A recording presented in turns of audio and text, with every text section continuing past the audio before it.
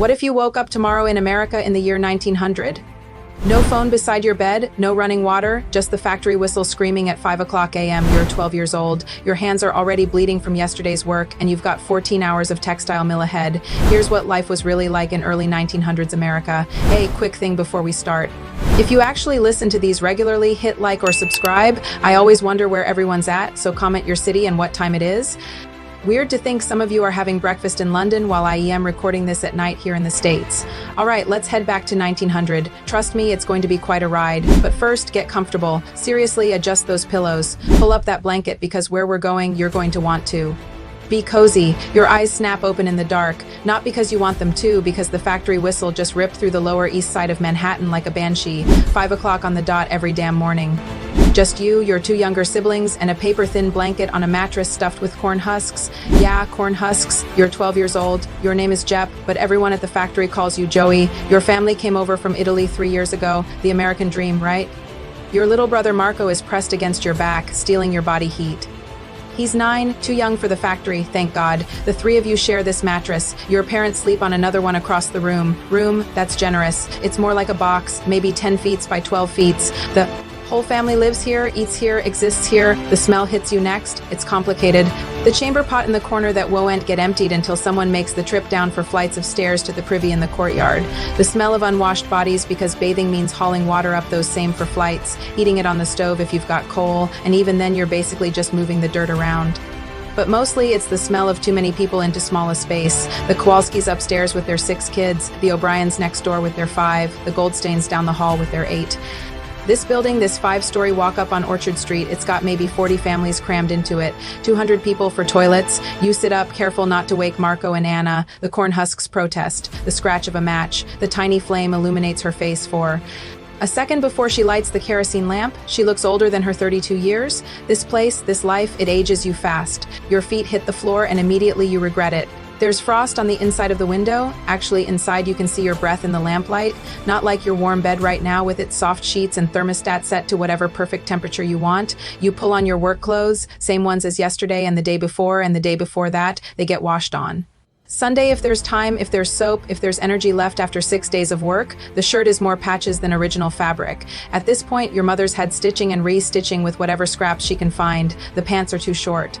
Not when the whole family makes maybe $12 a week, if everyone's working, if no one's sick, if the factory doesn't cut hours. Your boots, God, your boots. The sole is separating from the leather, and you've stuffed newspaper inside to cover the holes. Your toes poke through. Anyway. In about an hour, when you're walking through the slush and horse manure of the streets, your feet will be soaked. Your mother hands you breakfast, a heel of bread, hard as a brick, and a tin cup of something that might charitably be called coffee. It's mostly chicory and hot water, but it's warm and that's what matters. You dunk the bread to soften it. Your back teeth hurt. When teeth go bad, you live with it until you can't. Then you find someone with pliers. Papa already gone? You ask, though you know the answer. Hour ago, your mother says, your father works at the docks and loading ships. Some days he gets picked, some days he doesn't. When he doesn't, he comes home with empty hands and empty eyes. You gulp down the coffee water, kiss your mother's cheek. She smells like kerosene and exhaustion. Be careful, she says, like she does every morning. Like being careful is something you have any control over when you are. Working in a textile mill with machines that could rip your arm off if you zone out for even a second. You're at the door when Anna's voice stops you. There hasn't been candy in months, but lies are free, and sometimes they're all you have to give. The hallway is darker than your apartment. No windows here. You feel your way to the stairs by memory, your hand sliding along the greasy wall. The O'Brien patriarch is coughing that wet, tubercular cough that's been getting worse for weeks. Soon he won't be coughing at all. Each step creaks, some are rotting through. Mrs. Kowalski broke her ankle on these stairs last month. She still can't work. Her oldest boy, Stefan, he's 14.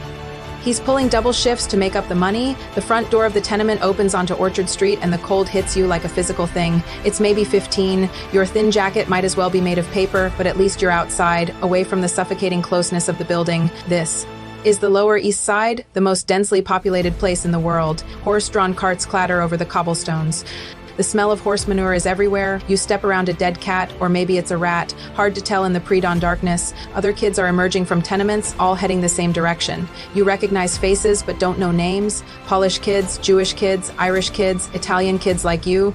You fall into step with Tommy Flanagan from 2 buildings over. His left hand is missing 2 fingers. Got caught in a loom last summer. The company gave him 2 days off and paid. Cold enough to freeze the balls off a brass monkey. Tommy says, his breath making clouds. In the air, at least we're not at the coal mines, you say. He's 11, spends 12 hours a day in the dark picking slate from coal.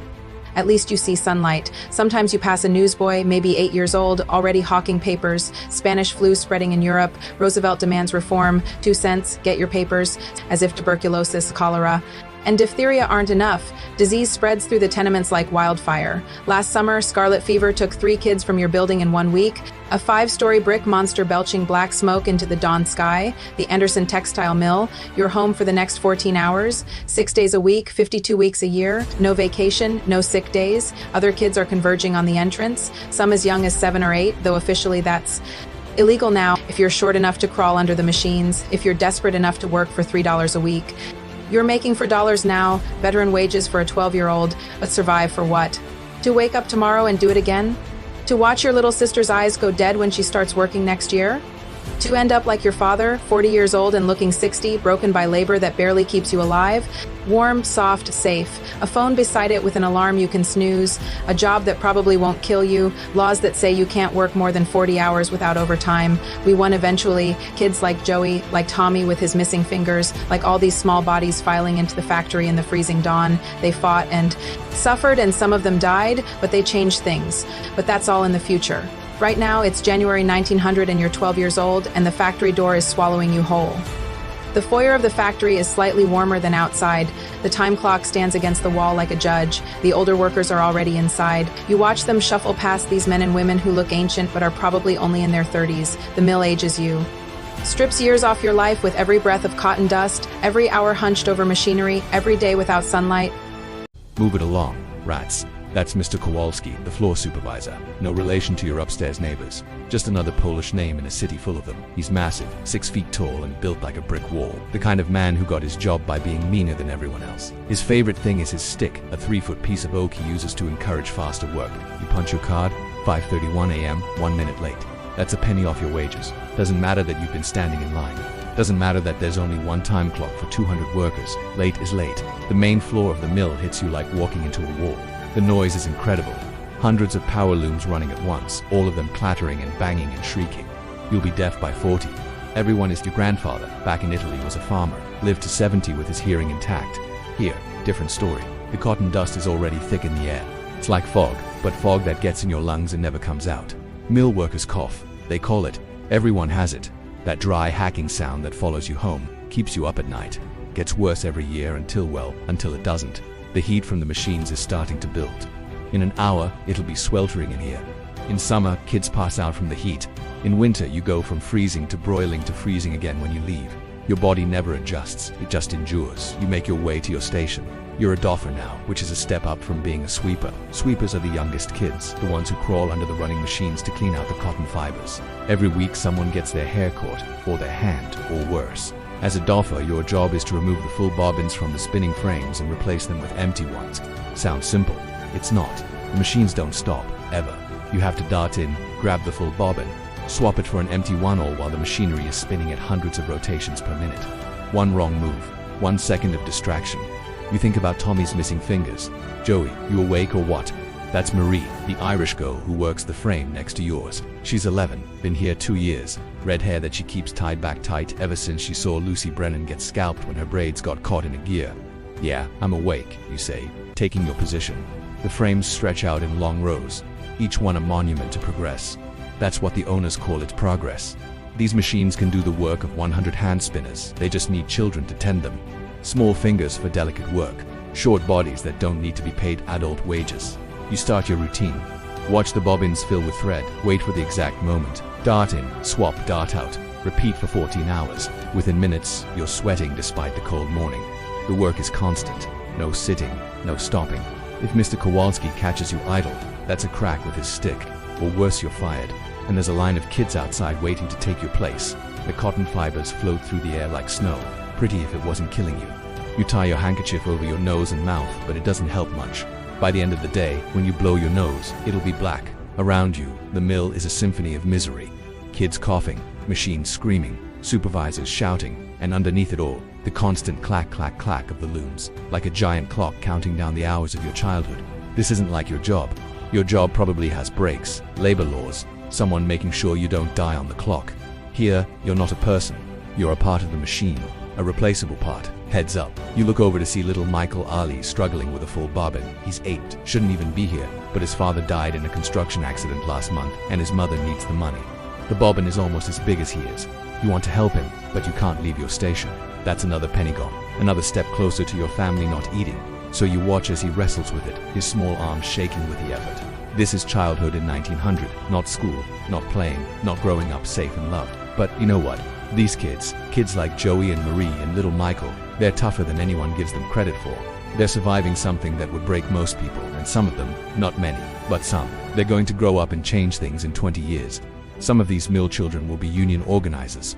In 30 years, they'll be pushing through Congress the laws that end child labor. In 40 years, they'll be making sure their own children never see the inside of a factory.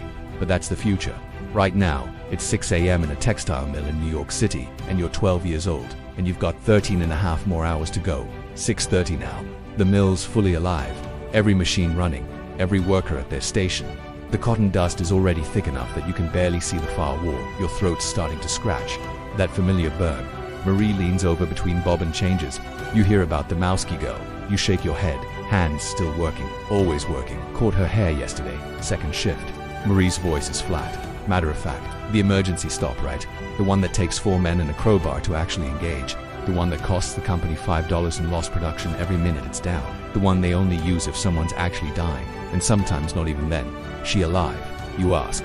Yeah, but she ain't coming back. No workers' compensation in 1900. You get hurt, you're done. Your family better hope someone else can work, or it's the poorhouse or worse.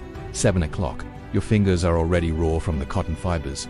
They're like tiny needles working their way under your fingernails, into every cut and scrape. By the end of the day, your hands will be bleeding. They always are. Little Michael Ali is struggling again.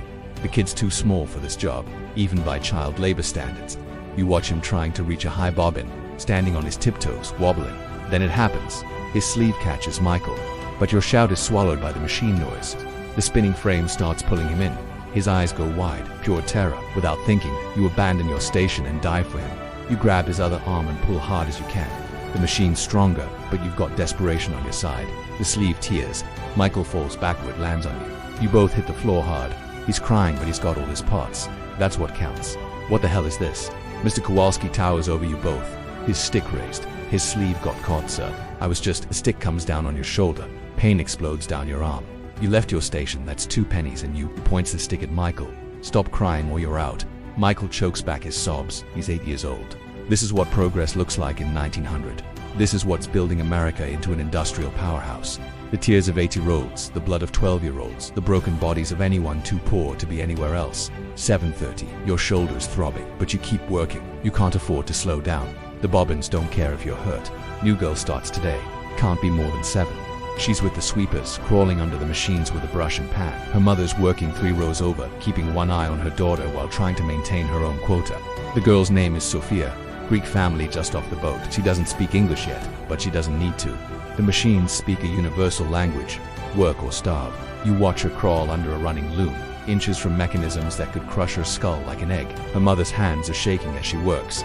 First day is always the hardest. After that, you just go numb. 8 o'clock, 2.5 hours in, 11.5 to go. Your back is screaming. The human body isn't meant to stand in one position for 14 hours making the same repetitive motions. You're 12, your spine is still growing. In 10 years, you'll be permanently hunched like half the adult workers here. But hey, at least you're not at your desk job right now complaining about your ergonomic chair not being quite right. Joey Marie hisses. Kowalski's coming. You speed up your movements. Look busy. Always look busy. Even when there's nothing to do. Find something. Idle hands don't just do the devil's work here, they get you fired. Kowalski stalks past, his stick tapping against his palm. He stops at Sophia's mother, watches her for a moment, then moves on. She exhales. We all do. 8:30. Someone's throwing up. You can hear it over the machines, which means it's bad. Probably heat exhaustion, even though it's January. The mills are like ovens, all that machinery generating heat. Nowhere for it to go. It's a Polish boy, maybe 10. He's on his hands and knees, heaving. The cotton dust makes everyone sick eventually, but some faster than others. Get him out, Kowalski shouts, and dock his pay for the cleanup. 2 older workers drag the boy toward the door. He won't be back. Can't show weakness here. There's 100 kids outside who won't throw up on the floor. 9 o'clock break time. Someone shouts, break time. That's funny. You get 15 minutes to use the bathroom, get water, and eat if you brought anything. 15 minutes for 200 workers and for toilets. The rush for the privas is insane. Kids are literally fighting to get in line. You've learned to hold it. Better to wait for the afternoon break than waste your entire 15 minutes in line. Instead, you head for the water barrel. It's lukewarm and tastes like metal, but your throat is coated with cotton dust and you need it. You gulp it down knowing you'll pay for it later when you need to pee and can't leave your station. Marie is beside you, unwrapping a small bundle. Half a potato and a slice of bread that's more mold than wheat. Want some? She offers. You shake your head. You're hungry, but not that hungry yet. She shrugs and eats it anyway. When you're poor, you don't waste food, even moldy food. Your stomach's already destroyed from all the crap you've eaten over the years. What's a little more damage? You hear Roosevelt might run for president. She says between bites. Yeah, says he'll bust up the trusts, make things better for workers. You want to laugh, but it would hurt your throat.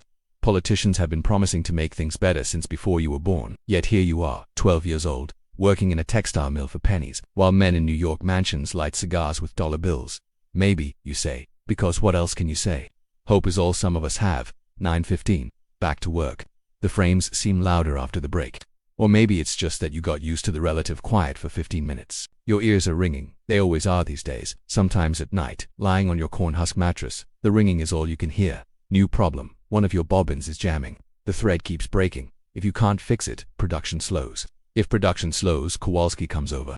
If Kowalski comes over, you try to retie the thread, but your fingers are shaking. Exhaustion, hunger, fear, all of it, making your hands unsteady. Here, it's Stefan, the Kowalski boy from your building, not the supervisor, the other one. He's 14, been working here since he was 8. His fingers move like lightning, fixing the thread in seconds. Thanks, you whisper. He nods and moves back to his station. Small kindnesses, that's how you survive here. Looking out for each other when the bosses aren't watching. 9:45. Something's happening at the far end of the floor. Commotion, shouting, then the sound everyone dreads, a scream cut short. The machines don't stop, they never stop, but everyone's looking now, trying to see what happened. Word travels fast in the mill, whispered from station to station like a telegram. Brennan's boy, hand caught in the gears. Brennan's boy, Timothy. He's 10, was 10. You can see them carrying something out, something covered in a bloody sheet, something too small to be a whole person. Everyone goes back to work. What else can you do? Stop and mourn. That's a penny off your wages. Get angry. That's your job gone. So, you work and you try not to think about Timothy Brennan, who was 10 years old and had a little sister named Ruth, who is probably going to have to take his place here next week because the family needs the money. This is America in 1900, the land of opportunity, the golden door, the place where streets are paved with gold. Yeah, gold mixed with the blood of teen-year-olds. 10 o'clock, 4.5 hours down. Your hands are bleeding now, right on schedule. The cotton fibers have worked their way through your calluses. You wipe the blood on your pants and keep going. Sophia, the new Greek girl, is crying under the machines. Silent tears because noise gets you fired. Her hands are black with machine oil and cotton dust. She doesn't understand why she can't go home. Doesn't understand that this is home now, 14 hours a day, 6 days a week. Her mother can't go to her, can't comfort her, can't do anything but watch and work and pray. Her daughter survives long enough to get used to it. You remember your first day. You cried too. Everyone does. Then you learn that tears don't change anything. They just make it harder to see the machines that are trying to kill you. Hey kid, you call out to Sophia next time she crawls past. You say it soft so Kowalski won't hear. She looks up at you with huge brown eyes. You don't share a language, but you pull out the piece of hard candy you've been saving for 3 weeks, the one you were going to give to Anna. You toss it to her. She catches it, confused. You mime putting it in your mouth. She understands, pops it in. Her eyes go wide. Sugar, probably the first sweet thing she's had in months. It's nothing, a piece of candy. But for a second, she almost smiles. Marie sees what you did. That was for your sister. Yeah, you're an idiot, Joey. Yeah, but we both know I did the right thing. Because if we don't help each other, if we don't hold on to some scrap of humanity in this hellhole, then we might as well be machines ourselves. 10:30, the morning shift supervisor comes through. Mr. Harrison. He's worse than Kowalski because he's smart. Kowalski just beats you. Harrison finds ways to make you beat yourself. He stops at each station checking production. If you're behind quota, that's a fine. If you're too far ahead, he raises your quota. You can't win. That's the point. He gets to my station, looks at my numbers. You're down from yesterday, Yeppy. He uses my real name. He knows I hate it. Knows it marks me as different, foreign, other. Had to fix a jammed bobbin. Sir, excuses don't make textiles, boy. He marks something in his ledger. That's another penny gone. Maybe 2. At this rate, I'll owe the company money by the end of the week.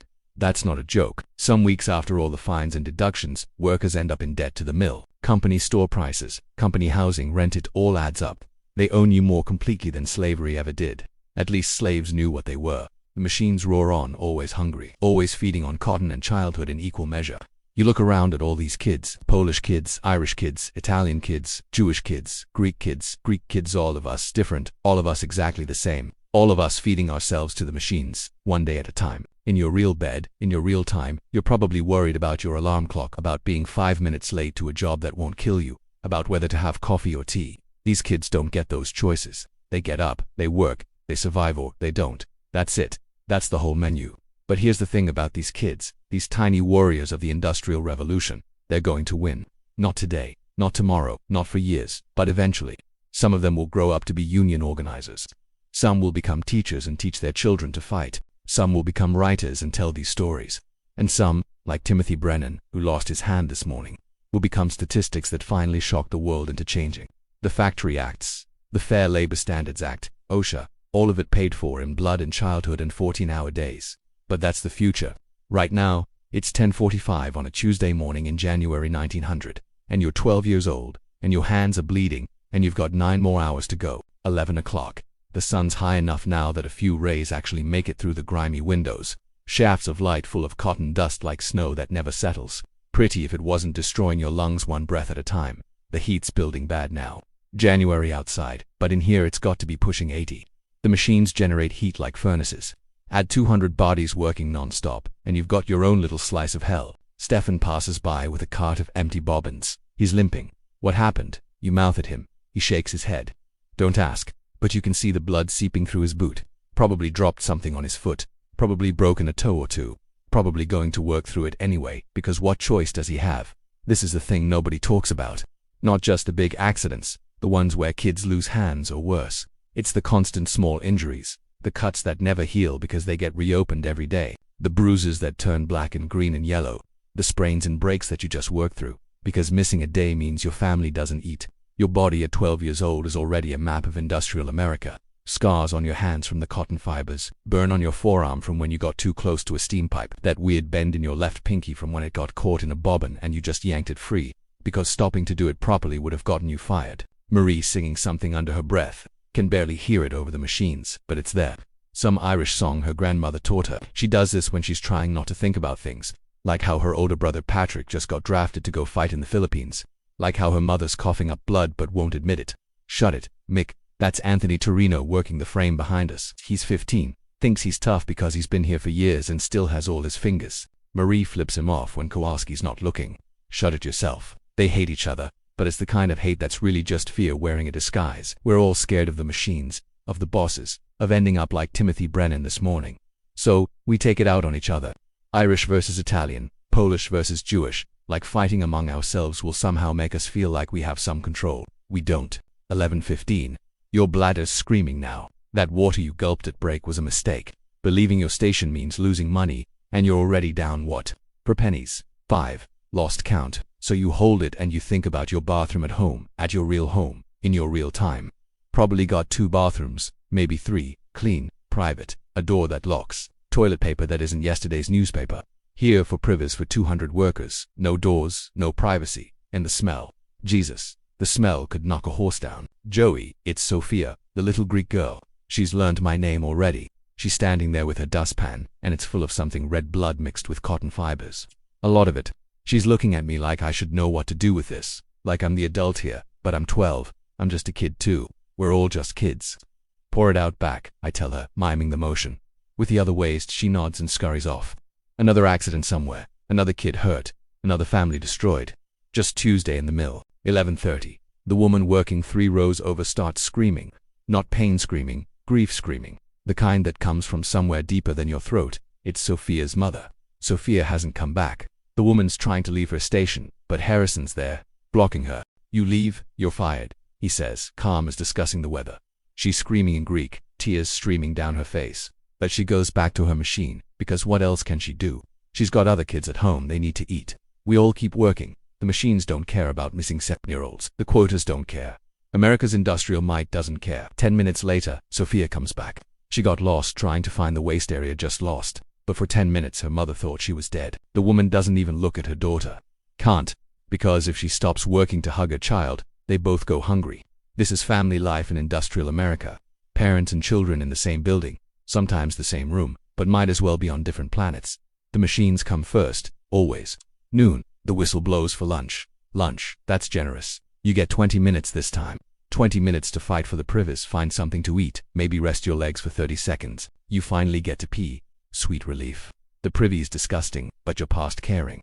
There's worse things than shit and piss, like the feeling in your hands, which have gone from pain to numbness. That's not good. Numbness means nerve damage, means you're losing feeling, means you might not notice the next time you're too close to the gears. Outside the mill, for the first time since dawn, the cold air hits like a slap, but it's clean. No cotton dust. You can actually breathe. Groups of kids sit on the frozen ground eating whatever they brought. Some have nothing, they just sit there watching others eat. Pride keeps them from begging, but you can see the hunger in their eyes. You've got half a piece of bread your mother gave you. Was supposed to last all day, but your stomach's eating itself. You tear off a small piece, make yourself chew slowly, make it last. Tommy Flanagan plops down next to you. His mangled hand is wrapped in a dirty rag. Heard about Brennan's boy? He says. Yeah, hand got pulled right into the gears.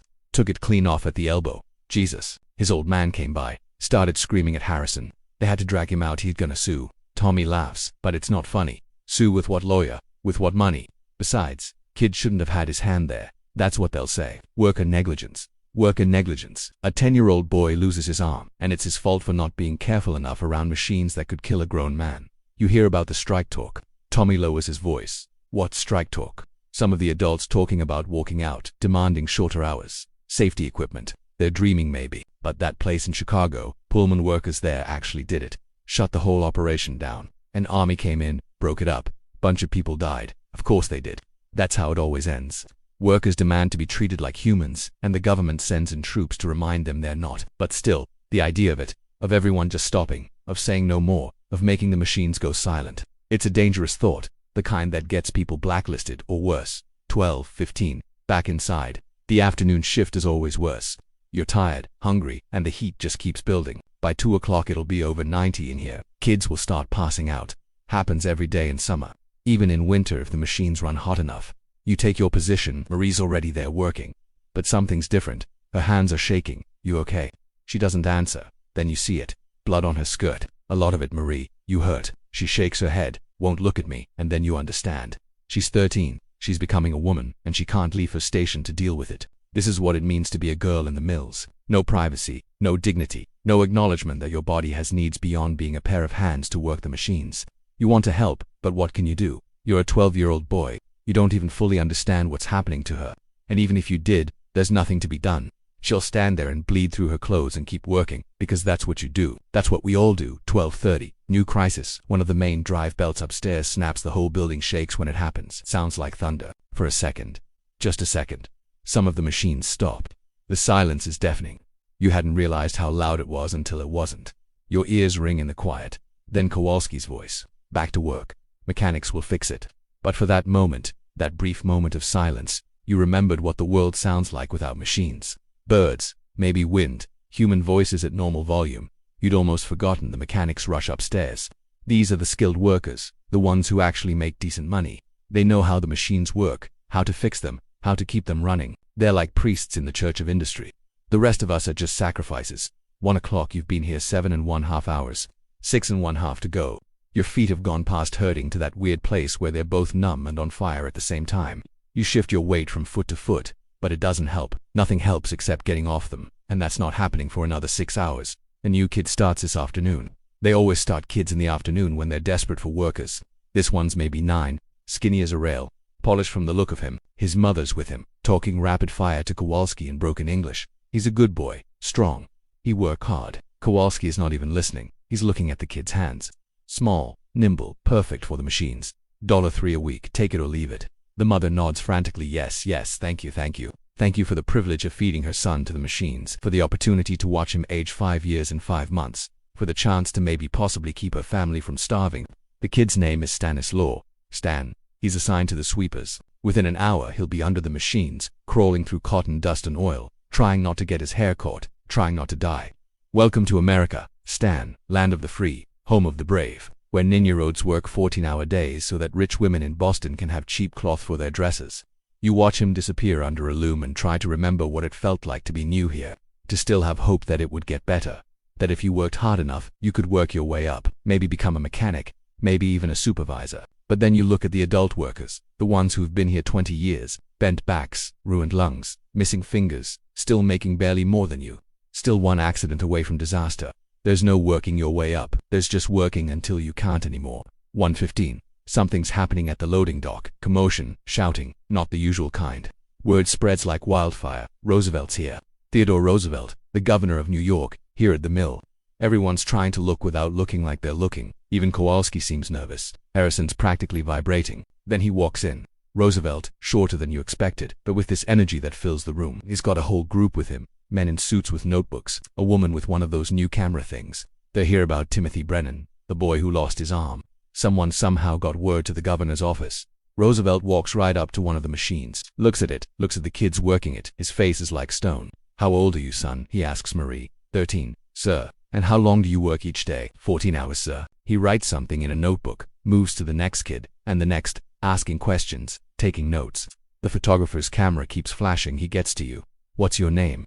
"Joey, sir." "Joseph." "Italian." "Yes, sir." "How old?" 12, sir." He looks at your hands, at the blood and scars from the work. "Yes, sir." His jaw tightens. He writes more notes. Harrison's trying to intervene, talking about progress and necessity in the American economy. Roosevelt just keeps walking, keeps asking questions, keeps writing. He stops at little Stan, the new boy who's just crawled out from under a machine. This boy can't be more than 9. He's small for his age. Harrison says quickly, "I wasn't talking to you." The room goes quiet. Even the machines seem to hum softer. Roosevelt kneels down, eye level with Stan. "How old are you really?" Stan looks at his mother, terrified. She nods. 9, sir." Roosevelt stands, turns to Harrison. "This ends. Sir, you have to understand. These people need the work. Children. These are children. The families depend. Then pay the adults enough that they don't need to send their babies to work." He's angry now, really angry. You can see it in how he holds himself, controlled, but barely. "Change is coming," he says to the room. "To all of us, I promise you that." Then he's gone, just like that. Whirlwind, in and out. For a minute after he leaves, nobody moves. Then Kowalski's stick comes down on a workbench. Back to work. Show's over. Quotas don't fill themselves, and we do. We go back to work because Roosevelt's gone, but we're still here. Still poor, still hungry, still needing these jobs. But something's different. You can feel it, like the air before a storm. "Change is coming," he said. "Maybe, maybe not. Either way, you've still got 5.5 hours left on your shift." 1:30. Roosevelt's been gone 15 minutes, and it's like he was never here. The machines don't care about governors. The cotton doesn't care about promises. And Harrison, he's walking the floor with a vengeance now, making up for looking weak in front of the big man. "You think that changes anything?" He says to no one in particular. "To all of us. You think some politician's going to shut us down? This mill employs 800 people. 800 families eating because these machines run." He stops at my station. Looks right at me. "You want to go back to Italy, yep, back to starving in Sicily." I keep my eyes on my work, don't answer. There's no right answer. That's what I thought. He moves on, but his point is made. We're trapped, all of us. The mill knows it. Harrison knows it. Hell, even Roosevelt probably knows it. You can't just shut down child labor without shutting down half the families in New York. 2 o'clock. The heat's unbearable now. January outside. But in here, it's like August in hell. Sweat's pouring off everyone. The younger kids are swaying on their feet. Then it happens. Little Stan, the new boy, he just drops.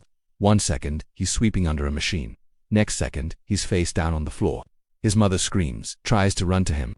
"Stay at your station," Kowalski shouts, but she doesn't. She runs to her boy, pulls him out from under the machine. He's breathing, but his lips are blue. Heat exhaustion, maybe worse. "Get him water," someone says. "Get him outside," says another. But his mother just holds him rocking back and forth, saying something in Polish over and over. A prayer maybe, or a curse. Hard to tell the difference sometimes. Harrison appears. "You left your station." The woman looks up at him. There's something in her eyes I've never seen before. Not fear, not anger. Something else. Something empty. "Fire me," she says in English, clear as day. "Fire me," and he does, right there. Her and the boy both out. She carries Stan toward the door. He's conscious now, sort of mumbling. She doesn't look back. That's 2 workers gone, 2 quotas that need filling. The machine's slow for nobody. You Harrison points at a kid from the spinning frames. "You're on sweeping now, just like that. Someone else's tragedy becomes someone else's opportunity. That's how it works, musical chairs. Except when the music stops, someone loses a finger or worse." 2:15. My hands have stopped bleeding. That's not good news. Means the nerve endings are so damaged they're not even responding anymore. I flex my fingers, try to get some feeling back. Nothing. Marie's having a bad time. The blood's showing through her skirt now. Some of the boys are noticing, making comments. "Shut your mouth, Anthony." I tell him, "What are you?" her boyfriend. I'm someone who's not a complete ass. He steps toward me, fists up. He's 15, 3 years older, 30 pounds heavier, boys. Kowalski's stick comes down between us. Fight on your own time. Company time is for work. Anthony backs off, but he gives me a look. This isn't over. Great. Like I needed another problem. 2:30. The girl at the end of our row starts laughing. Not regular laughing, the kind that means something's broken inside. Her name's Catherine, been here for years. She's 14 now but looks 40. The mill does that, ages you in dog years. She's just standing there laughing at her machine, laughing at the cotton, laughing at nothing. Catherine Marie tries. Catherine stop, but she doesn't. She laughs harder, tears streaming down her face. Kowalski starts toward her, but one of the older women gets there first, puts an arm around Catherine, whispers something. The laughing turns to sobbing. Quieter, less likely to get her fired. Her brother died yesterday. The woman explains to Kowalski consumption. Kowalski actually pauses for 1 second. He's almost human. 5 minutes, he says, then back to work. 5 minutes to grieve your brother, then back to feeding the machines. That's mercy in the mill. 2:45, the accident whistle. That's 3 today. Average is 2. 3 means someone's dead or close to it. The machines don't stop. We've learned to work while listening for details. Whispers passed from station to station. 3rd floor. Spinning room. New girl, how bad? Bad, always bad. Nobody blows the accident whistle for a cut finger. You think about your job, your real job, in your time. They probably have meetings about workplace safety, committees, regulations, someone whose whole job is making sure nobody gets hurt. Here, the accident whistle is the safety system. Lets everyone know to work harder so they're not next. 3 o'clock, 9 hours down, 5 to go. Your feet don't even feel like feet anymore. They're just pain stumps you're balancing on. Your back is screaming, your hands are numb, your throat is raw from the cotton dust. This is the wall. Every day around 3 you hit it, the wall where your body says no more, where every instinct screams to just sit down, just for a minute, just rest. But you can't. You know what happens to kids who sit down? They don't get back up. Not as workers anyway. So, you push through. You find that place inside where you go when things get bad. That nothing place where you're not really here. Where you're just hands doing work. No thoughts, no feelings, just motion. It's how you survive, how we all survive, by not being completely here. 3:15. Marie collapses. Not completely. She catches herself on the machine but her legs gave out for a second. She's pale as paper. I'm okay, she says before anyone can react. I'm okay, but she's not. She's lost too much blood, hasn't eaten, been standing for 9 hours straight. I make a decision, probably stupid, definitely going to cost me. I need the privy, I announce. Kowalski looks at me. You went at lunch. Emergency. He marks it in his book. That's another penny, maybe 2. But I don't go to the privy. I go to the break room where they keep the medical supplies. Medical supplies, that's funny. It's a box with some rags and a bottle of something that might be alcohol. I grab some clean rags, stuff them in my shirt. There's also a piece of bread someone left. I take that. 2. Theft. That's firing offense, but Marie needs help.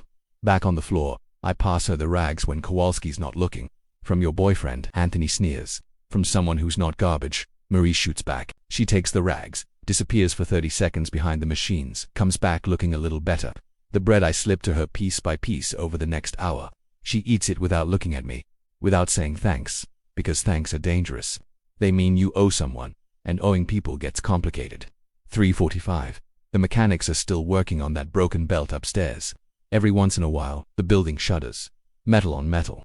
The sound of America being built, or the sound of kids being ground up, depends on how you look at it. Stefan limps by again, his foot's worse.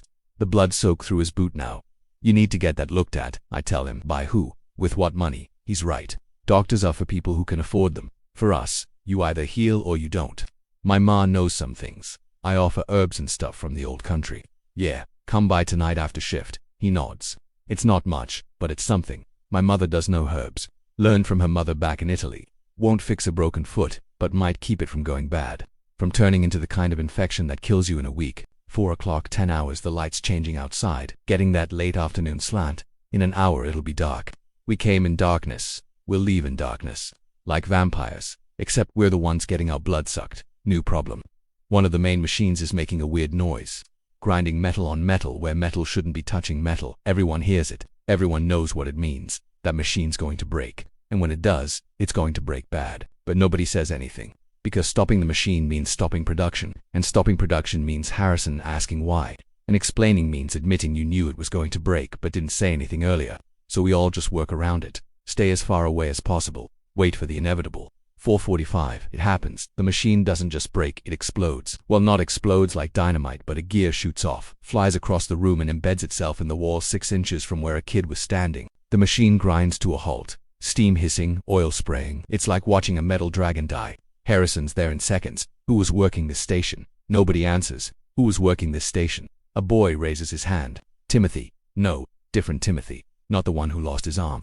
This one's maybe 11. Irish, quiet kid. You didn't notice anything wrong? No, sir, nothing. This machine just spontaneously destroyed itself. I don't know, sir. Harrison's face is purple. This is going to cost the company hundreds of dollars, maybe thousands. Someone has to pay. You're done. Get out, sir, please. I need out. Timothy goes. Another kid without a job. Another family that won't eat tonight. The rest of us keep working.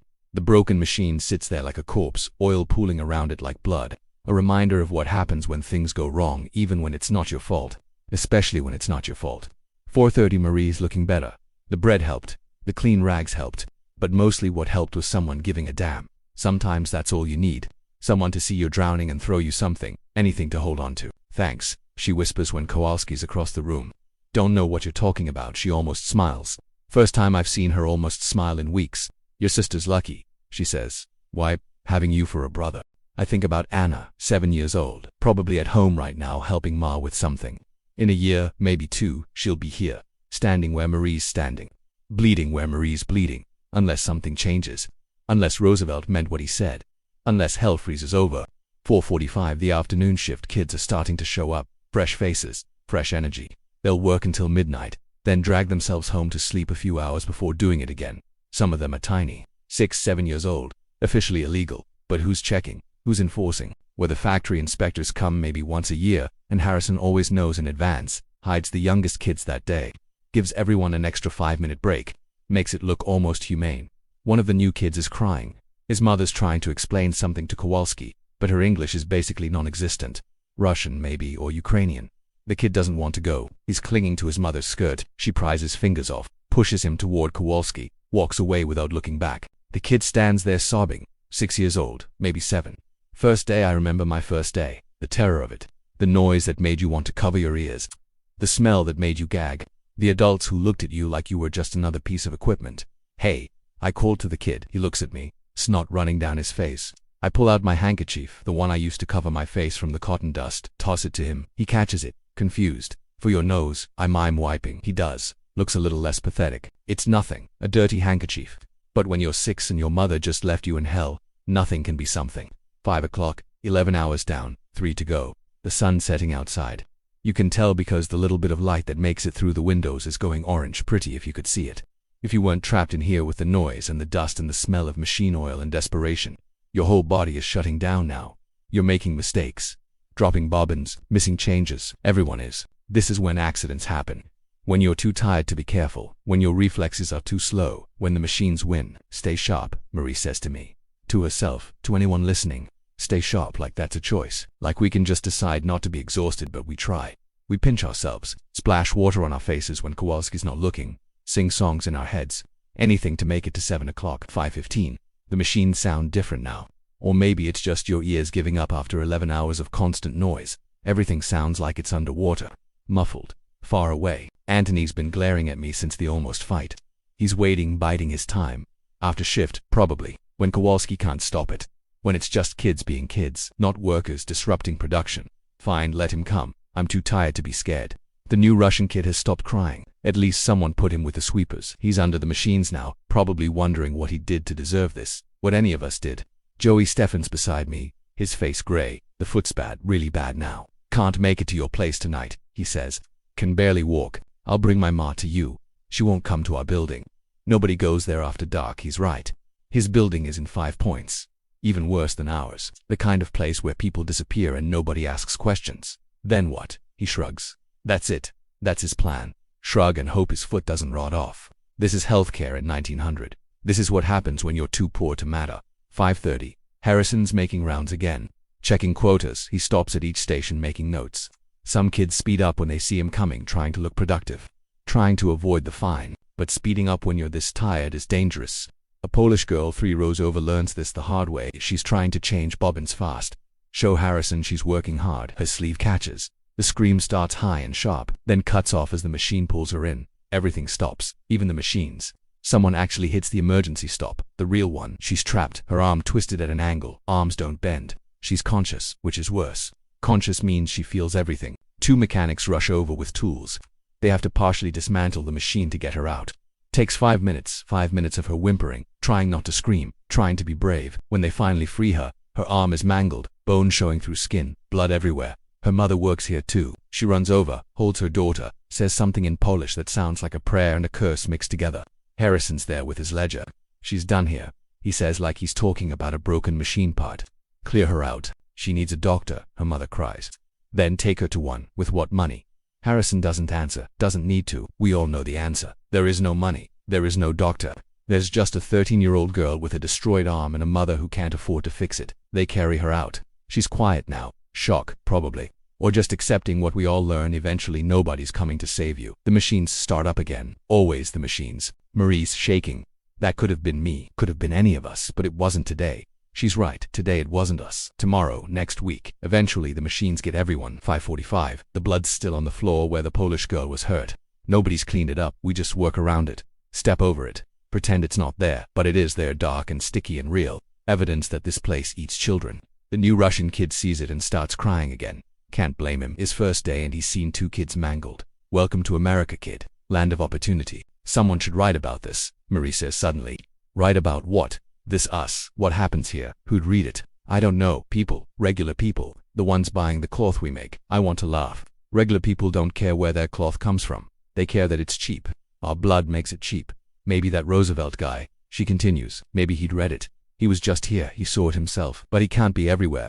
Can't see every mill, every factory. She's got that look. The dangerous one. The one that means she's thinking thoughts that could get her fired or worse. 6 o'clock, 1 more hour. Your body's not even pretending to work right anymore. You're dropping every third bobbin. Your timing's off. Your hands won't close properly. This is when kids lose fingers. When exhaustion wins and the machines take their toll. Stay awake, I tell myself out loud. Don't care who hears. Talking to yourself now. Yep, Anthony calls out. Going crazy like Catherine. At least I'm not going ugly like you. Weak comeback, but it's all I've got. My brain's running on fumes. He steps toward me again, but then something weird happens. Stefan steps between us. Stefan, who can barely walk. Leave him alone, Tony, or what? You'll bleed on me, or I'll tell everyone about that thing you did. You know the thing. Anthony's face goes white. Whatever Stefan knows, it's bad. You wouldn't try me. Anthony backs off, goes back to his station. Crisis averted for now. What thing? I ask Stefan quietly. Nothing. But he doesn't know that. I almost laugh. Almost 6 minutes 15 seconds and 45 milliseconds minutes. The night shift is fully here now. Fresh workers ready to take our places. They look so clean, so rested. Were we ever that clean, that rested? Some of them are adults. Real adults, not just teenagers. They get the night shift because it pays an extra 50 cents. 50 cents to work in the dark when the accident rate doubles. When the exhaustion is so bad people hallucinate. I see my replacement, a Polish kid, maybe 10. He's watching me work, learning the rhythm. In 15 minutes he'll take my spot, and I'll finally be able to leave. If I make it 15 more minutes, you know what I want, Marie says suddenly. What? Ice cream. The randomness of it makes me actually look at her. Ice cream, yeah. Had it once at Coney Island. My uncle took me before he died. Vanilla, cold and sweet. She trails off, lost in the memory of one perfect moment in a life full of imperfect ones. What do you want? She asks me. I think about it. What do I want besides the obvious? Besides not being here? To see the ocean. You've never seen the ocean. Saw it from the ship when we came over, but not really. Not standing on a beach, not touching it. It's salty, yeah, and loud. Waves crash all the time. Like machines, but better. Different. We're quiet for a moment. 2 kids dreaming about ice cream in oceans while standing in hell. 6:20. The supervisor for the night shift arrives. Mr. Brennan. No relation to the kid who lost his arm this morning. Just another Irish name in a city full of them. He and Harrison talk near the office, probably about Roosevelt's visit, about the Polish girl's accident, about the cost of it all. Not the human cost, the dollar cost. Always the dollar cost. 6:25. So close now. So close to leaving. Your legs are shaken. Actually shaken like when you have a fever, except you're not sick. Just exhausted beyond what bodies are meant to handle. The Russian kid throws up, just leans over and empties his stomach right there on the floor. Nothing in it but bile and the bread they gave him at dinner break. His supervisor cuffs him on the head. Not hard, but hard enough. Clean it up. The kid doesn't understand English, but he understands the tone. Starts trying to clean it with his hands, his bare hands. Jesus Christ. I grab some cotton waste from my station, toss it to him, show him how to use it to soak up the mess. He looks at me like I'm an angel, like I've just saved his life. All I did was give him some garbage cotton. But when you're 6 and covered in your own vomit in a factory in a country where you don't speak the language, garbage cotton is salvation. 6:30 night shifts taking over. That's time, Kowalski shouts. Day shift out, night shift in. The relief is physical. Like someone just took a boulder off your shoulders. But we don't run for the door. We can't. Our bodies won't move that fast. We shuffle. Exhausted zombies heading for the exit. Marie's beside me. We don't talk. Too tired for words. The time clock is ahead.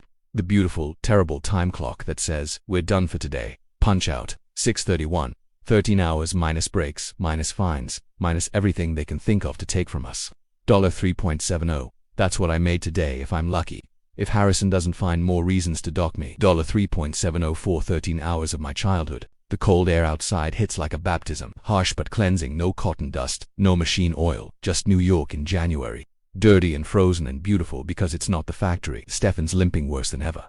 You sure about not coming? I ask. Can't make it that far. Then what? Hey Yeppa Anthony. Of course, he's been waiting. We got business, he says. I'm too tired for this. Too tired to fight. Too tired to run. Too tired to care. Anthony, please, not tonight. You made me look stupid in there. You don't need my help for that. The wrong thing to say. His fist connects with my stomach. I double over, gasping. But then Marie's there, and Stefan, and 2 other kids I don't even know. Touch him again and we all jump you. Marie says matter of fact, like she's stating the weather. Anthony looks around. 5 against 1.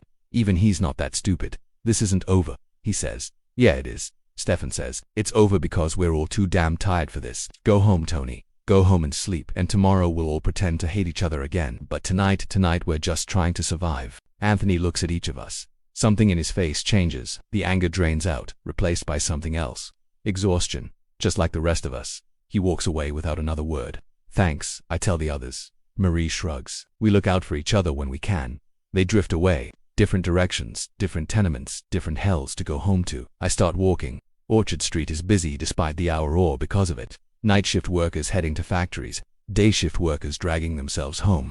The city that never sleeps because it can't afford to. My feet know the way home. Good thing because my brain's barely working. For blocks, for flights of stairs. $4 a week for our one room. Everything's 4 except the hours we work. Those are 14. I pass a newsboy, one of the evening editions. Roosevelt promises reform. He's shouting, says child labor must end. I want to laugh or cry or both must end. Sure, when? Next year, next decade, after how many more Timothys lose their arms? How many more Polish girls get mangled? How many more Russian kids throw up their first day? Change is coming, Roosevelt said. Maybe, but not tonight. Tonight, I'm going home to my cornhusk mattress, to my family crowded in one room, to 5 hours of sleep before I do it all again. The tenement door is ahead. Home, such as it is. I think about you in your bed. Your real bed, warm, safe, protected by laws we bled for, laws written in the blood of kids like Timothy Brennan and the Polish girl whose name I never learned. You're welcome, by the way, for the weekend, for the 8-hour day, for the childhood you've got to have. We paid for it. Kids like me and Marie and Stefan and even Anthony, paid in fingers and arms and years of our lives, paid so you could lie there in comfort and listen to stories about how bad it used to be. How bad it was today. January something, 1900 when I was 12 and worked 13 hours and made $3.70 if I was lucky. The door to my building is right there. 5 more minutes and I'll be home, eating whatever Ma managed to make, seeing Anna and Marco falling onto our mattress and trying not to think about tomorrow, because tomorrow I'll do it again, and again, and again until something changes, or until I break, whichever comes first. The hallway of my tenement is pitch black. No windows, no gas lamps, just the smell of too many people and not enough air. I feel my way up the stairs by memory and sound. Mrs. O'Brien's baby crying on the 2nd floor, Mr. Goldstein's cough on the 3rd, the Kowalski kids fighting on the 4th. My legs barely make it up the steps. Each one feels like climbing a mountain.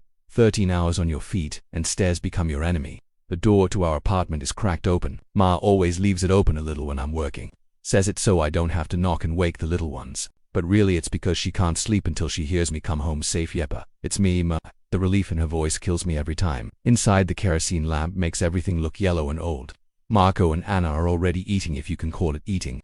Bread and soup that's mostly water with some cabbage floating in it. Maybe a potato if we're lucky. How was work? Ma asks. Same question every night. Fine, I say. Same answer every night. We both know I'm lying. She saw the blood on my clothes this morning. She see new blood tomorrow, but we pretend. It's easier than the truth. Anna jumps up and hugs me around the waist. Joey, did you bring candy? That promise from this morning feels like a year ago. Not tonight, Piccolola. Maybe tomorrow. She doesn't complain. 7 years old and she already knows not to expect things. That's what poverty does. Teaches you not to hope too hard. I sit down and Ma puts a bowl in front of me.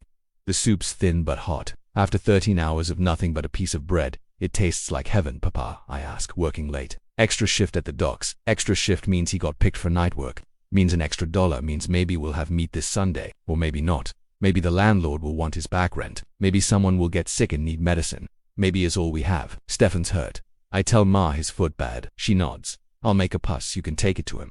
His building's in 5 points. That stops her. 5 points after dark is asking for trouble. But she looks at me, sees something in my face. How bad? Real bad. She sighs. Gets up, starts pulling herbs from the shelf. Dried things she brought from Italy. Grows on the fire escape when she can. Old country medicine.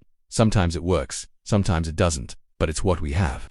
There was an accident today, I say. Girl got her arm caught. Mangled it pretty bad. Ma crosses herself she'll survive. Yeah, but she won't be working anymore. Her family, I shrug. That's the question, isn't it? What happens to families when the workers can't work? Marco looks up from his soup. When do I start working? He's 9. The question's not if, it's when. Not yet, Ma says firmly. You stay in school, but Joey works. We need the money. You stay in school, she repeats. But we all know it's temporary. Another year, maybe 2. Then Marco will be standing where I stand, bleeding where I bleed. There's a knock at the door, soft, hesitant. Ma opens it. It's the new family from down the hall. Russians. The mother's holding a baby that won't stop crying. She says something in Russian, then tries English. Please.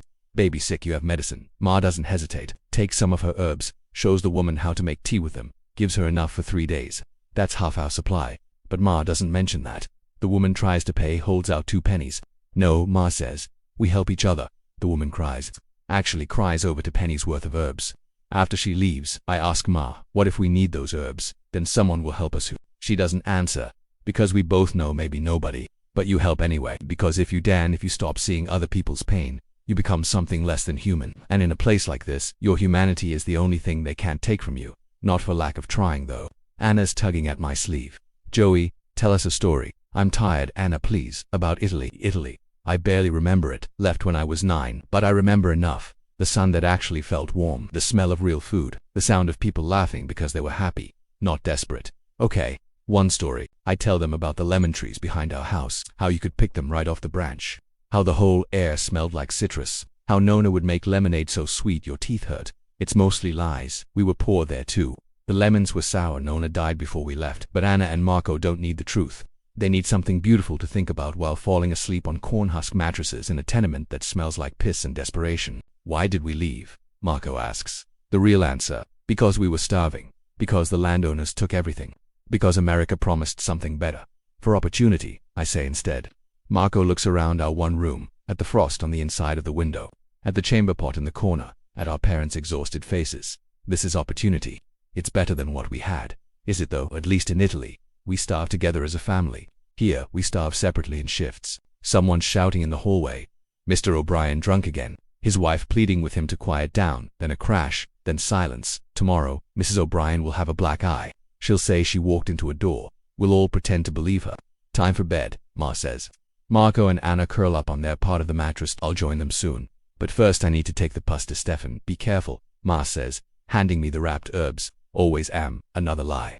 We both pretend to believe. Outside, the temperature dropped even more. My thin jacket is useless. The walk to 5 points is 20 minutes in good weather. Tonight it'll take 30, maybe 40. The streets are different at night. Darker, meaner. The day workers are inside. The night people are out. Drunks, thieves, women selling themselves for food money. Kids younger than me running in packs picking pockets. This is the other economy.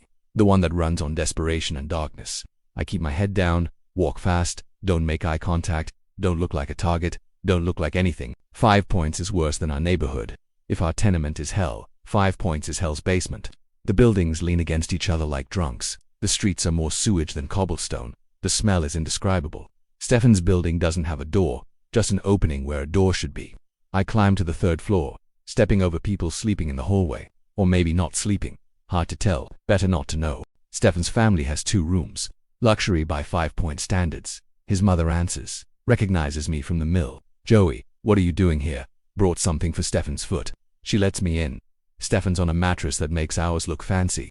His foot is swollen to twice its size. The color is wrong. Purple and green and yellow. Jesus, Stefan, yeah. It's not great. I unwrap the pus, show his mother how to apply it. It won't cure him. Might not even help. But it's something, thanks, Stefan says. Your ma's good people. She tries. His little brothers are watching from the corner. 3 of them, all under 8, all future mill workers. You should get that looked at by a real doctor, I tell him. He laughs. Actually laughs. Sure, I'll just use all that money I don't have. If it goes bad, I know what happens if it goes bad. We both do. Infection, fever, death, or if you're lucky, amputation. One-legged Stefan. Try getting work then. Roosevelt says things are going to change. I offer. Roosevelt says a lot of things. You don't believe him.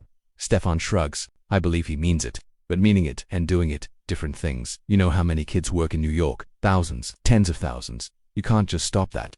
The whole city would collapse. He's right. Where the foundation everything else is built on. Child labor is the engine of American industry. Stop the engine. The whole machine breaks down. Maybe that's what needs to happen, I say. Maybe it all needs to break. And then what? We all starve. We're already starving. No, we're almost starving. There's a difference. His mother brings over some bread, hard as rocks, but she's offering it to me.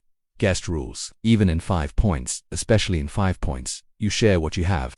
I take a small piece, pretend to eat it, palm it for later, for Anna. You better go, Stefan says. Gets worse here after 9. It's already worse.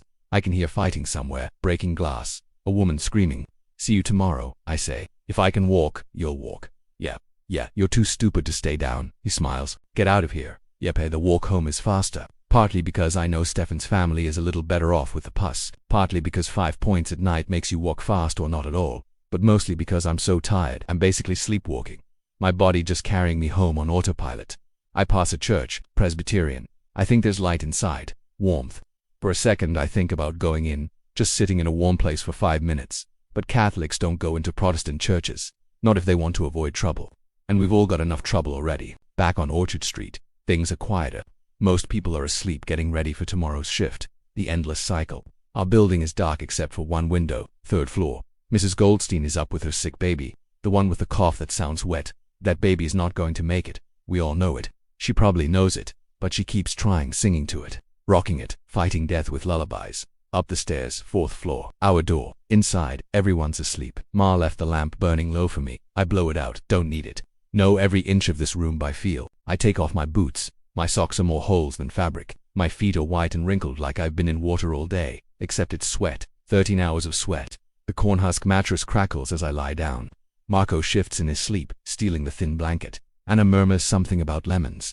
I stare at the ceiling, can't see it in the dark. But I know every crack, every water stain, every place where the plaster is falling off. In 5 hours, the whistle will blow. In 5 hours, I'll get up and do it again. In 5 hours, another day of my childhood will be fed to the machines. But right now, for these 5 hours, I'm just a 12-year-old boy lying between his siblings in a room that's too small. In a building that's falling apart. In a city that doesn't care if he lives or dies. This is the American dream in 1900. This is what built the richest country in the world. This is what progress looks like when you're on the bottom. And tomorrow we'll do it again because we don't have a choice. Because our families need to eat. Because the machines are hungry and we're the only food they accept. But someday it'll be different. Has to be. Roosevelt promised the Polish girl's mangled arm demands it. Timothy Brennan's missing hand insists on it. All of us, all these children of the mills, we're writing the future in our blood and sweat and exhaustion. Someday they'll read what we wrote. Someday they'll understand what it cost. Someday, but not tonight. Tonight I'm just tired. So tired I can't even finish the thought. The darkness takes me deep and dreamless, and somewhere in the distance, barely audible through the thin walls and dying night, a church bell chimes midnight. 5 hours until the whistle. 5 hours until tomorrow. 5 hours of peace. The whistle. That goddamn whistle. 5 o'clock again. Your eyes don't want to open. Your body doesn't want to move. Everything hurts in ways you didn't know things could hurt. Your hands are claws that won't unbend. Your feet feel like someone beat them with hammers. Your back. You're 12 years old and your back feels like an old man's. Marco's foot is in your ribs. Anna's hair is in your mouth. The corn husks beneath you have compressed into basically nothing. You're sleeping on boards with some agricultural garbage between you and splinters. Yepe, Ma's voice soft, tired. She's been up for an hour already trying to make something from nothing for breakfast. You sit up. The room is freezing. Your breath clouds in the lamplight. January doesn't care that you're poor. It just keeps being January. The same clothes as yesterday. They're stiff with dried sweat and cotton dust. They smell like the mill, like machine oil and desperation. But they're the only work clothes you have. So on they go. Your hands. Jesus, your hands. They're worse than yesterday. The cuts have scabbed over, but the scabs are cracking, fresh blood seeping through, and they're so stiff, like someone replaced your fingers with wood. You flex them, work them, try to get some movement back. You're going to need these hands for another 13 hours. Anna's awake, watching you. Does it hurt? She asks. What? Everything. Smart kid. Too smart. No, you lie. You get used to it. She looks at your bloody hands, your bent posture, the way you are putting on your boots. I don't want to get used to it. Neither did you. Neither did any of us. But want and get are different words in different languages. Ma hands you the same breakfast. Brick hard bread. Fake coffee. But today there's something else. A tiny piece of cheese. Ma, we can't afford eat. You eat. The cheese tastes like heaven. Like something from the world before the mill. The world where food had flavor beyond survival. Papa's at the table. He made it home sometime in the night. He looks dead, not dying. Dead like someone propped up a corpse and put work clothes on it. How is the docs? You ask. He doesn't answer. Just stares at his coffee. His hands are shaking. Not from cold. From exhaustion so deep it's rewired his nervous system. This is what we're all heading toward. This zombie existence working until we're not even human anymore. Just meat that moves. The walk to the mill is the same but different. Same streets, same faces, same destination. But Stefan's not there. His foot finally won. Marie's walking slower than yesterday. That Polish girl who mangled her arm. Her mother's walking alone. Tommy Flanagan falls into step beside me. You hear, he says. Hear what? They're talking strike. They're always talking strike. No, for real this time. The adults, they had a meeting. When last night after shift down at Donny's. Donny's is a bar where the Irish workers go. If they're meeting there, they're serious. What are they asking for? 10-hour days, safety equipment, compensation for injuries. I want to laugh. Might as well ask for the moon. The company will never, I know, but they're going to do it anyway. When? Don't know. Soon. A strike. It'll never work. The company will bring in scabs, probably kids, even younger than us, or immigrants fresh off the boat who don't know better. And the strikers, they'll get fired, blacklisted. Their families will starve, but still, the idea of it, of everyone just stopping, of saying no more, of making the machines go silent. It's beautiful and terrifying.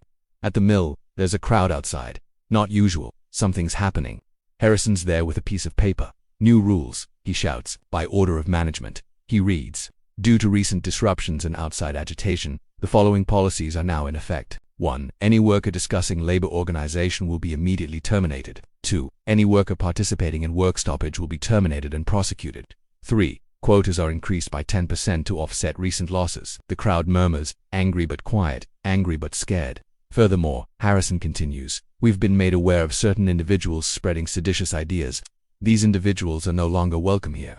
He reads a list of names, Irish names mostly, union organizers, troublemakers, people who dared to say children shouldn't work 14 hours. That's all. Get to work. We file in quieter than usual. The message is clear.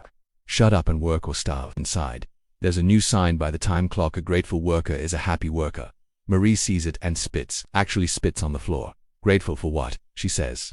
The privilege of dying slowly. Careful, I tell her.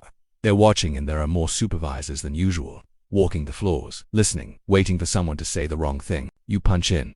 5:31 again. Always 5:31. That penny docked. Always that penny. At your station the bobbins are waiting. The cotton is waiting. The machines are waiting. Always hungry. Always feeding. But something's different. The Polish girl's station where she got mangled yesterday. There's a new girl there. Maybe 8. Definitely not legal age. She's terrified. You can see it in how she holds herself. How she flinches every time the machine makes a noise. That's the thing about this place. It doesn't just hurt you physically. It breaks something inside. That part that believes the world makes sense. That adults protect children. That work has dignity. The morning crawls by. Everyone's on edge waiting for something. The strike maybe, or another accident, or Roosevelt to walk through the door again.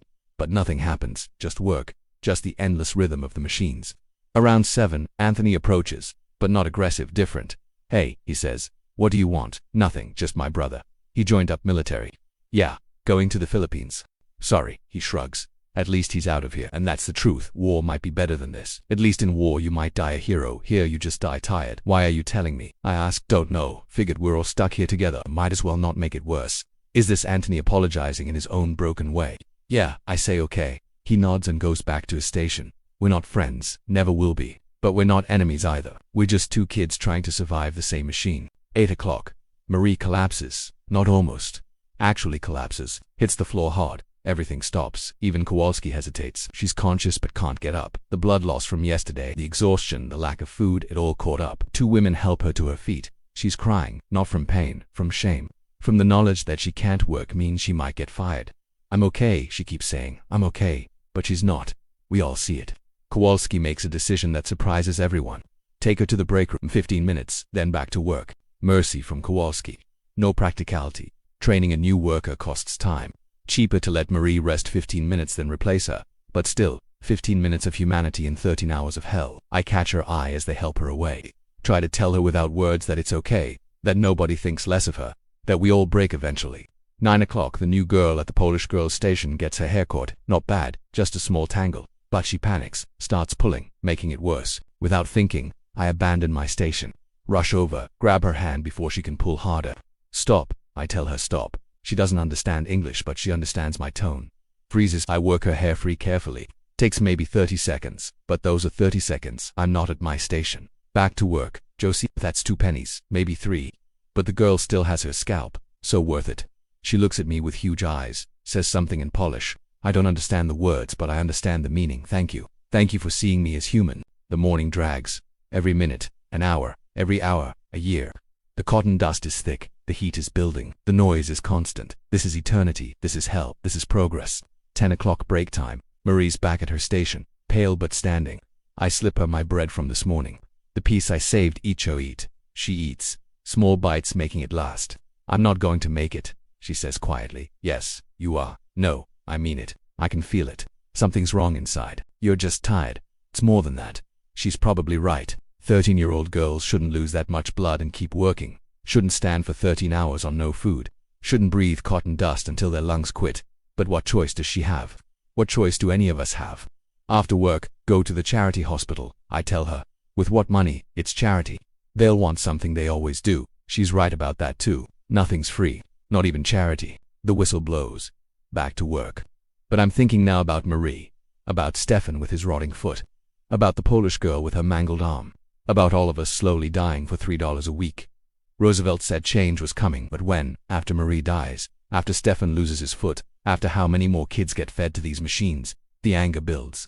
Not hot anger, cold anger. The kind that plans. The kind that waits. The kind that waits until it can't be contained. Maybe that's what the adults feel. Maybe that's why they're planning a strike. Maybe they've finally had enough. Maybe we all have. 11 o'clock, someone's singing. Not Marie, one of the older women. Irish song, slow and sad. Others join in quietly under the machine noise. The supervisors don't stop it. Maybe they don't hear it. Maybe they don't care. But we hear it. All of us kids. And for a minute, just a minute, we're not alone. We're not just individual cogs in the machine. We're people together. Suffering together, but together. The song ends. The machines continue. But something lingers. Some feeling that maybe, just maybe, we're stronger than they think. The noon whistle blows. 20 minutes to remember we're human. Outside, the cold feels good. Clean, real. Groups gather. Whispered conversations. The word spreads. Tomorrow, the strike is tomorrow. You going to join? Tommy asks me. I'm 12. Nobody cares what I do. They care if you work or don't work. He's right. Every hand counts, even 12-year-old hands. My family needs the money, I say. All our families need the money. That's why we're here. And if we strike and get fired, then what? Then maybe things change, or maybe we starve. We're already starving, Joey, just slowly. He walks away, leaves me with that thought. The afternoon shift starts same as always, but there's electricity in the air. Everyone knows about tomorrow. Everyone's making the same calculation. Work and live poorly, or strike and maybe die. Some choice, but maybe that's the point. Maybe when all your choices are bad, you pick the one that at least fights back. The machines roar on, fed by our exhaustion, our blood, our childhood. But tomorrow might be different. Tomorrow the machines might go hungry. Tomorrow we might matter. 1 o'clock, back at the machines. But nobody's really working. Everyone's going through the motions, but our minds are on tomorrow. The strike, Marie's getting worse. I can see it in how she moves, like she's underwater. Like every motion takes enormous effort. You should go home, I tell her, and eat what? Pay rent with what? Always the same answer, always the same trap. The new Polish girl, the one whose hair I freed, she keeps looking at me. Finally works up courage to approach. Hands me something wrapped in cloth. It's bread with actual butter on it. I try to give it back. She pushes it toward me, points at herself, then at her hair, then at me. Thank you. She's saying thank you for being human. I split it with Marie. We eat it fast before anyone sees, before anyone can take it away. The butter is like a memory of better times, times that maybe never existed, but we imagine they did. My mother used to make butter, Marie says. Back in Ireland before the landlords took our cow, what happened? What always happens. We left or we died. So we left and came here. Yeah, traded one kind of dying for another. 2 o'clock. Harrison's making rounds. He looks nervous. He knows about tomorrow. They all know. He stops at each station longer than usual looking for what? Signs of rebellion. Union pamphlets. Kids who might cause trouble. He stops at mine. Yep, hey sir. You've been here what? 2 years? Yes sir. Good worker. Steady. Reliable. Where's this going? The company values workers like you. Workers who understand their place, who don't cause trouble. Sir, tomorrow we expect you here on time working. Yes sir. Good, because workers who don't show up tomorrow, they don't show up ever again. Understand? Yes sir. He moves on. The threat clear. Work tomorrow or never work again. Not just here, anywhere. They have lists, blacklists, your name goes on. You never work in New York again. But what kind of life is this anyway? What are we protecting by working? The right to slowly die in a factory instead of quickly die in the streets. 2:30. Word spreads that Stefan's here. He made it in. I see him across the floor. He's working but barely, dragging his foot, face gray with pain. But he's here because his family needs him here. That's the thing about strikes. Easy to talk about when you're single, when it's just you. But when you've got 3 little brothers, when your mother's counting on your $3, how do you choose? 3 o'clock. A man walks onto the floor, not a supervisor, not a worker. He's wearing a suit carrying papers. He goes to the main office. 5 minutes later, Harrison comes out with him. They're pointing at different workers making notes. Who's that? I ask Tommy. Pinkerton, he whispers. Strikebreaker. Pinkerton's private police. The ones companies hire to break unions, break strikes, break heads if necessary. The man walks through memorizing faces. He stops at certain workers, the ones who were at Donnie's last night, probably, the organizers. This is intimidation, letting everyone know they're watching. They know who you are, where you live, where your kids go to school. The message is clear. Strike and we'll destroy you. 3:30. Marie faints again. This time she doesn't get back up. She's breathing, but she won't respond. Her skin is white as paper. There's blood on her skirt again, more than yesterday. Get her out of here, Harrison shouts. But nobody moves. They carry her toward the door. Where are you taking her? I call out. Charity Hospital, one says. I'm coming with. No, you're not. Harrison cuts in. You leave. You're fired. I look at Marie being carried out. Look at Harrison. Look at my station. $3.70. That's what my family needs. That's what keeps us from the street. I go back to my station. I'm a coward. We all are. Watching a 13-year-old girl get carried away, probably to die, and we just keep working. The machines don't care about Marie. The cotton doesn't care. America doesn't care. 4 o'clock, 3 more hours, but I can't do it. Can't stand here and pretend everything's normal. Marie's dying. Stefan can barely walk. That Polish girl's arm is probably infected by now. And tomorrow we're supposed to just show up and do it again. No, the word just appears in my head. Small at first, then bigger. No, Joey, it's the new Polish girl. She's pointing at her machine. Something's wrong with it. Making a grinding noise. I should tell her to notify the supervisor. That's the rule.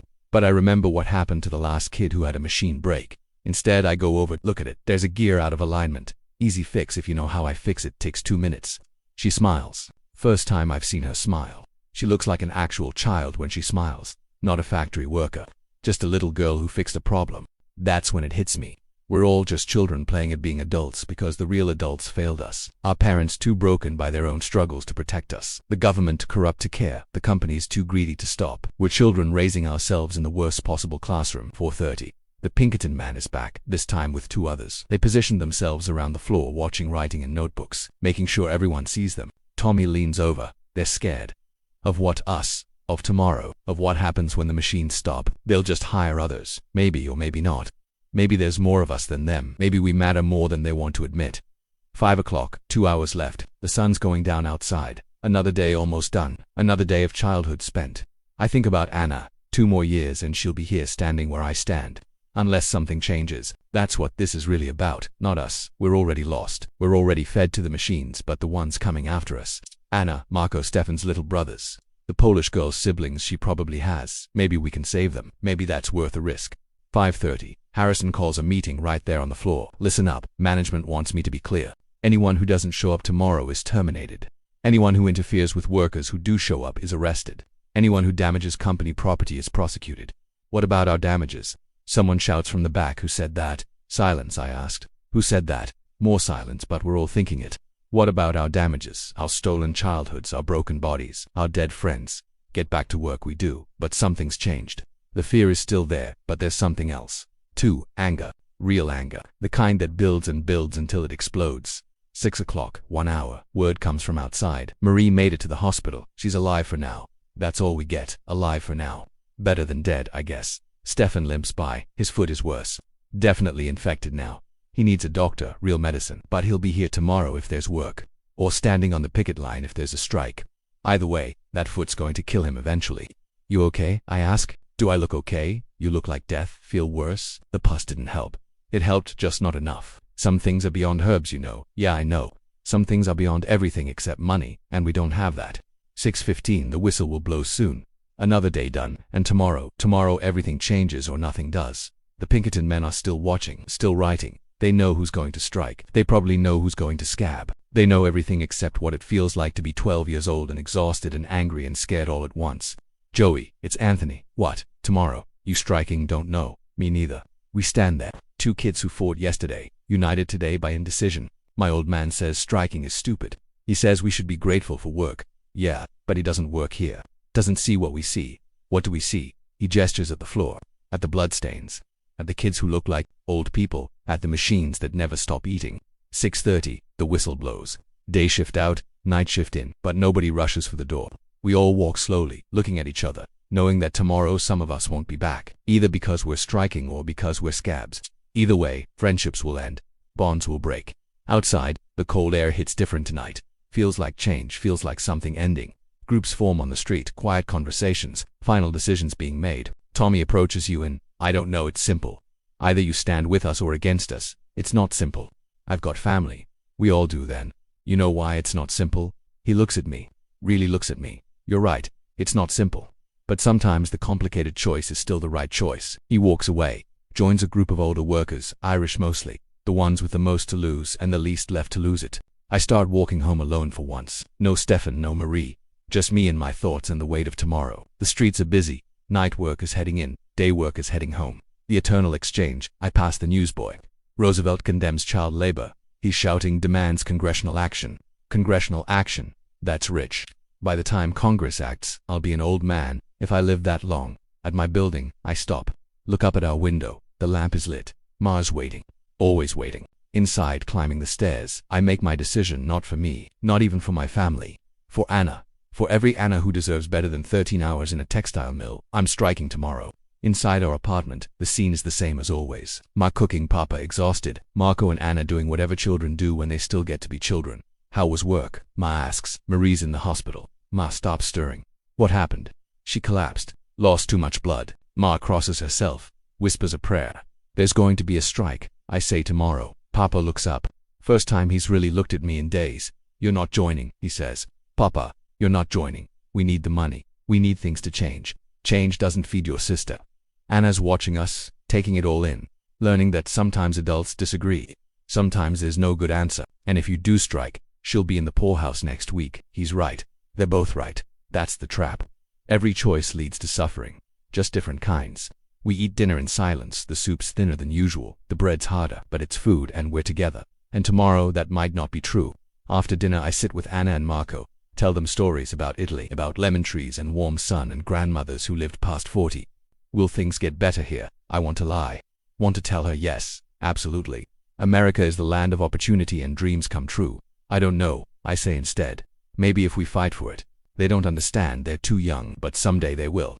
Someday they'll have their own impossible choices to make. Later, lying on our cornhusk mattress, I stare at the ceiling.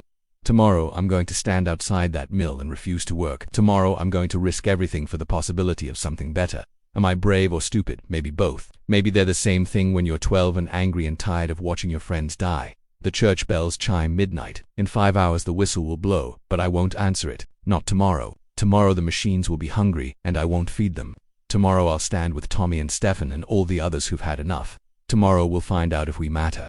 And if we don't, if they break us. If we all end up blacklisted and starving, then at least we tried. At least we said no. At least we were human for one day instead of machines. That's got to count for something. The darkness is soft now, gentle, not like the harsh dark of morning. This is the darkness of rest, of peace, of finally stopping.